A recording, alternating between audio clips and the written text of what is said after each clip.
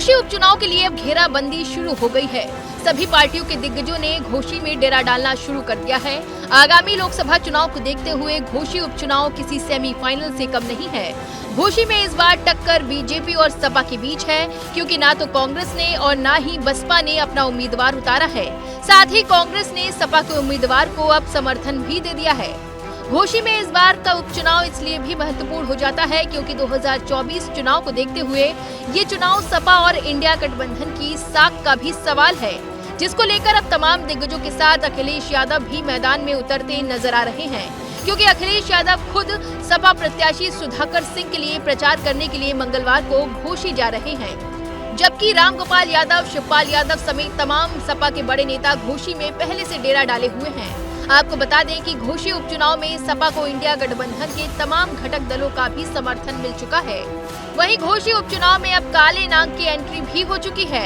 ऐसा हम इसलिए कह रहे हैं क्योंकि यूपी के डिप्टी सीएम केशव प्रसाद मौर्य ने चुनावी जनसभा को संबोधित करते हुए अखिलेश यादव पर जमकर निशाना साधा, जिसमें केशव प्रसाद मौर्य ने अखिलेश को गरीबों का हक मारने वाला जहरीला काला नाग बताया है। उन्होंने कहा कि दूसरों के हक पर अखिलेश यादव जहरीले काले नाग की तरह फन फैलाए हुए बैठे हैं। आज समाजवादी पार्टी की छटपटाहट का कारण क्या है कि उनसे सब दूर चला जा रहा है। भाई खानदान के अलावा लगता है कोई और है ही नहीं। कोई भी पिछड़ी जाति से अगर बड़ा हो जाए तो सहन नहीं होता। कोई गरीबों के बीच में आगे बढ़ जाए तो उसके खिलाफ पैसा अभियान जहर उगलते हैं। शायद इस कोबरा नाग जो ऐसा जहर नहीं करता होगा। जिसके बाद अब समाजवादी पार्टी भी डिप्टी सीएम केशव प्रसाद मौर्य पर हमलावर है। सपा प्रवक्ता राजीव राय ने पलटवार करते हुए कहा कि वो तो खुद ही भीख की मांगी हुई कुर्सी पर बैठे हुए हैं और बीजेपी पार्टी में उनकी तो कोई सुनता ही नहीं है। राजीव राय यही नहीं रुके, उन्होंने कहा कि कोबरा तो शंकर जी के गले का हार है, जो जिस तरीके का होता है उसको उसी तरीके का नजर आता है। राजीव राय ने कहा है कि केशव प्रसाद मौर्य का काम ही है सुबह से लेकर शाम तक जहर उगलना। मौर्य को पता होना चाहिए कि कोबरा भोलेनाथ के गले का हार होता है, वो जो जहरीला व्यक्ति होता है उसको जहर ही दिखता है। तो जैसी जिसकी सोच होती है, अब उनका ये काम है सुबह से शाम तक दिन भर जहर उगलते रहना कि हाईलाइट हो, क्योंकि उनको कोई नोटिस तो लेता नहीं। माननीय केशव मौर्य जी, आप सिराथू से दुत्कारे हुए भीख मांगी कुर्सी पर बैठे हुए हैं, तो इसलिए आपको सब भिखमंगे नजर आ रहे हैं।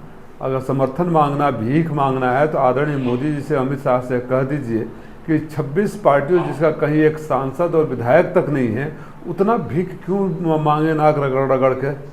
तो सबसे बड़ा भिखमंगा कौन हुआ?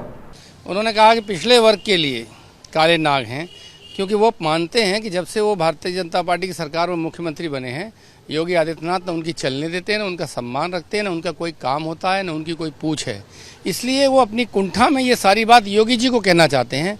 हिम्मत नहीं है, पद के लालच के कारण बोल नहीं पा रहे, इसलिए अखिलेश जी का नाम लेते हैं। जहाँ जहाँ अखिलेश जी का नाम लिया है, समझ लीजिए वहाँ योगी जी के लिए वो है, और उसको आप लगा लीजिए, आप केशव मौर्य की भावनाएं समझ जाएंगे। आपको बता दें कि दारा सिंह के सपा से इस्तीफा देने के बाद ही घोसी सीट खाली हो गई है, जिसके बाद अब घोसी सीट पर 5 सितंबर को उपचुनाव होने जा रहा है, जिसको लेकर अब तमाम दिग्गजों ने डेरा डालकर घोसी में घेराबंदी शुरू कर दी है। लेकिन अब देखना होगा कि इस अग्नि परीक्षा में किसके सिर पर ताज सजेगा, क्योंकि इस चुनाव से कहीं न कहीं आने वाले 2024 चुनाव की कुछ तस्वीर तो जरूर साफ होगी।